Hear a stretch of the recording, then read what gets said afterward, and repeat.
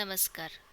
आज इस कक्षा में हम लोग नेव बेस क्लासिफिकेशन एल्गोरिदम के बारे में पढ़ेंगे। नेव बेस क्लासिफिकेशन एल्गोरिदम का इसके पहले भी हमने उल्लेख किया है और उसके बारे में हम थोड़ा बहुत जानते भी हैं। तो अब जो नेव बेस क्लासिफिकेशन एल्गोरिदम है, उस एल्गोरिदम की कुछ जो महत्वपूर्ण जिसे हम कहेंगे महत्वपूर्ण बातें हैं, ये हम लोग जानेंगे।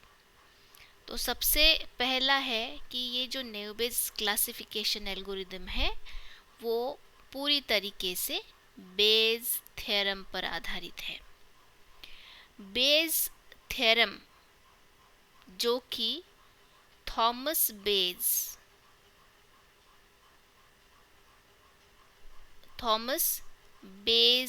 ने 1700 में उसको खोजा है और उस बेज थ्योरम को इस थॉमस बेज की रिसर्च के बाद बेज थ्योरम करके बोला गया है। अब ये जो बेस थ्योरम है, ये बेस थ्योरम मुख्यतः कंडीशनल प्रोबेबिलिटी पे आधारित है। कंडीशनल प्रोबेबिलिटी, अब जैसे कि हमने बहुत शुरू की कक्षाओं में पढ़ा कि प्रोबेबिलिटी के कई प्रकार होते हैं, जिसमें कि जॉइंट प्रोबेबिलिटी है, मार्जिनल प्रोबेबिलिटी है, कंडीशनल प्रोबेबिलिटी है। तो उस कंडीशनल प्रोबेबिलिटी को अगर हम उपयोग में लाते हैं तो हम इस बेस थ्योरम को आसानी से प्रूव कर सकते हैं, सिद्ध कर सकते हैं।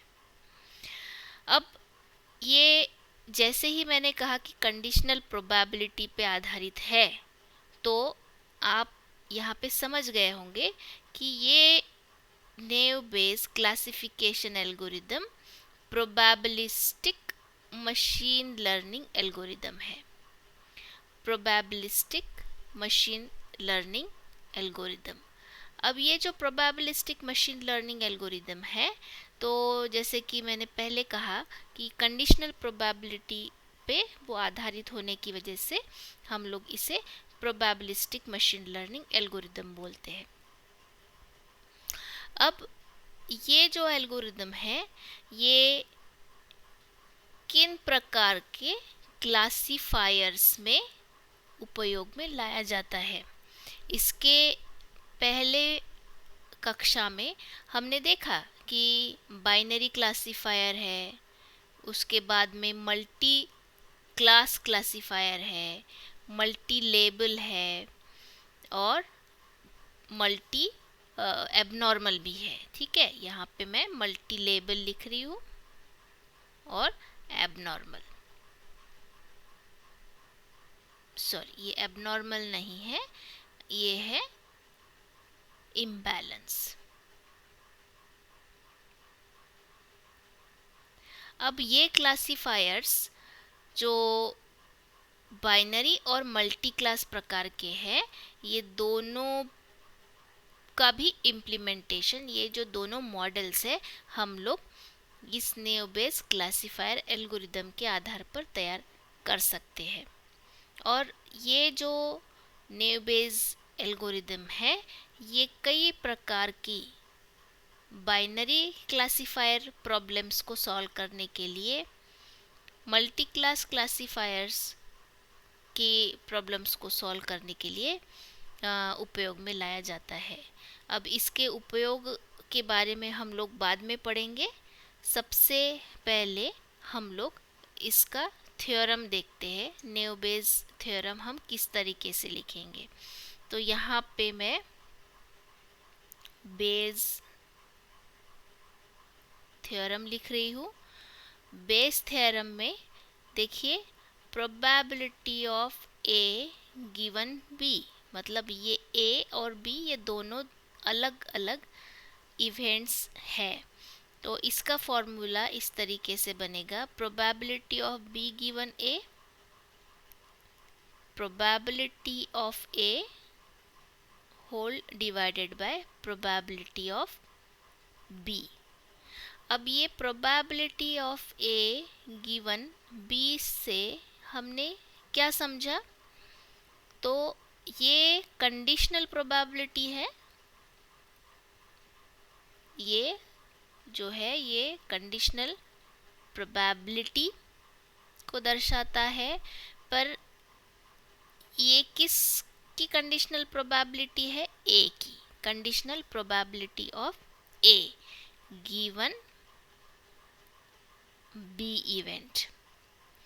अब ये देखिए probability of B given A, तो इसी तरीके से हम लोग यहाँ लिखेंगे कि कंडीशनल प्रोबेबिलिटी है,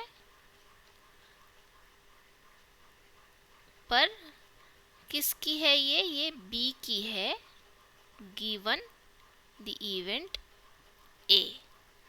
और प्रोबेबिलिटी ऑफ ए क्या है, प्रोबेबिलिटी ऑफ ए हमें बताती है प्रोबेबिलिटी ऑफ इवेंट ए, और प्रोबेबिलिटी ऑफ बी बताती है प्रोबेबिलिटी ऑफ इवेंट बी। तो इस तरीके से ये हमारा बेस थ्योरम का फॉर्मूला है। बेस थ्योरम को हमने यहाँ पे इस फॉर्मूले के आधार पर बताया है। ये जो है ये आपका बेस थ्योरम का फॉर्मूला है।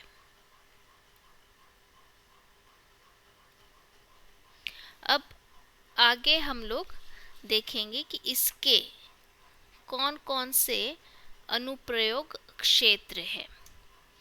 तो यहाँ एप्लीकेशंस एरियाज नेओ बेस एल्गोरिदम के क्या क्या हो सकते हैं। तो देखिए, जैसे मैंने पहले ही कहा है कि नेओ बेस एल्गोरिदम आपका बाइनरी क्लासिफायर मॉडल करने के लिए उपयोग में लाया जाता है। तो बाइनरी क्लासिफायर का बहुत अच्छा उदाहरण है स्पैम फिल्टरिंग या फिर स्पैम डिटेक्शन, स्पैम को डिटेक्ट करना या फिर स्पैम को पहचानना। तो इसमें क्या होता है कि आपका जो ईमेल है वो स्पैम है या स्पैम नहीं है, ये पता कर सकते हैं। तो नेओ बेस क्लासिफायर बहुत अच्छे से इसमें उपयोग में लाया जाता है, क्योंकि ये बहुत सिंपल है और बहुत फास्ट भी है। दूसरा उसका उपयोग होता है मेडिकल डायग्नोसिस में। अब मेडिकल डायग्नोसिस में कैसे उपयोग होगा, देखिए कि अगर ये जो नेओ बेस मॉडल है वो आपको बता सकता है कि एक कोई पर्टिकुलर पेशेंट हार्ट डिसीज़ के हाई रिस्क पे है या कैंसर की हाई रिस्क पे है। तो ये कैसे पहचानेगा कि उस पेशेंट की जो पहले की रिपोर्ट्स है उन रिपोर्ट्स का अभ्यास करने के बाद ये पता चलता है कि ये जो पेशेंट है ये पेशेंट हाई रिस्क पे है या लो रिस्क पे है ऑफ एनी डिसीज, मतलब कोई भी हो सकता है, हार्ट डिसीज हो या फिर आपका कैंसर हो या फिर कोई भी बाकी अलाइनमेंट हो। तीसरा अनुप्रयोग क्षेत्र उसका ऐसा है वेदर प्रेडिक्शन। देखिए हम लोग जो यहाँ पे वातावरण का अनुमान लगाते हैं कि आज बारिश हो सकती है या फिर आज बहुत धूप रहेगी, तो इस तरीके के जो प्रेडिक्शंस है जिसमें कि बहुत सारा डेटा, जिसे डेटा इंटेंसिव बोलते हैं, डेटा लगता है पास्ट डेटा का ट्रेनिंग किया जाता है, तो ऐसे इसमें हम लोग ये जो एल्गोरिदम है, इस एल्गोरिदम के आधार पर गुड प्रेडिक्शन मॉडल तैयार कर सकते हैं। तो ये जो गुड प्रेडिक्शन मॉडल कर सकते हैं का मतलब है कि वो काफ़ी अच्छी तरीके से अनुमान हमें दे सकता है वातावरण का। देखिए चौथा प्रकार है कि जैसे न्यूज़ क्लासीफायर। न्यूज़ होती है आपकी जिसकी कैटेगरीज है पॉलिटिक्स है, एंटरटेनमेंट है, स्पोर्ट्स है या वर्ल्ड न्यूज़ है। तो देखिए गूगल न्यूज़ आपने देखा होगा, आप अगर देखेंगे गूगल न्यूज़ तो गूगल न्यूज़ हर न्यूज़ को अलग अलग कैटेगरी में डालता है, technology, entertainment, politics, world level की न्यूज़। तो ये गूगल न्यूज़ के पीछे जो है वो आपका नेव बेस क्लासिफायर है।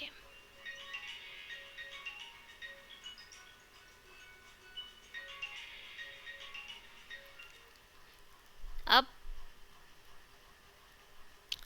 पांचवा है कि आपकी जो एनएलपी की कोर एप्लीकेशंस है, एनएलपी एल्गोरिदम्स की या फिर एनएलपी की कोर एप्लीकेशंस, जैसे कि देखिए पीओएस टैगर।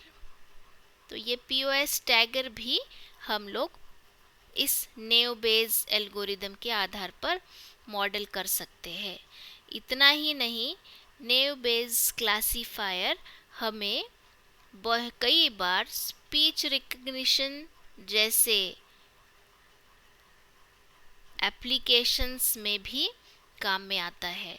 तो ये आपका नेव बेस क्लासिफायर और उसके अनुप्रयोग क्षेत्र है। तो हमने यहाँ पे तीन इम्पॉर्टेंट बातें पढ़ी है कि नेव बेस क्लासिफिकेशन एल्गोरिदम जो है वो बेस थ्योरम पे आधारित है।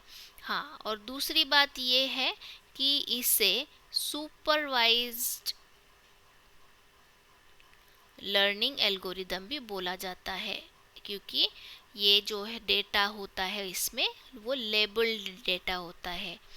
अब बेस थ्योरम कहाँ उपयोग में आता है, जैसे बाइनरी और मल्टी क्लास क्लासीफायर में उसको खास तौर पर उपयोग में लाया जाता है। और ये बहुत ही जिसे हम कहेंगे फास्ट एग्जीक्यूशन है और फास्ट, और उसका जो इम्प्लीमेंटेशन है वो काफ़ी सिंपल होने की वजह से ये बहुत ही पॉपुलर एल्गोरिदम है। और अब हमने ये देखा कि ये जो नेव बेस एल्गोरिदम है उस जो कि बेस थ्योरम पर आधारित है वो किस प्रकार है, और इसके जो अनुप्रयोग क्षेत्र है वो अनुप्रयोग क्षेत्र इस प्रकार से है, जो कि आज की नेचुरल लैंग्वेज प्रोसेसिंग और मशीन लर्निंग के क्षेत्र में बहुत ही महत्वपूर्ण ऐसे अनुप्रयोग है। तो आगे की आने वाली कक्षा में हम लोग डिसीजन ट्री और बाकी के जो क्लासिफायर्स एल्गोरिदम है उसके बारे में पढ़ेंगे। नमस्कार।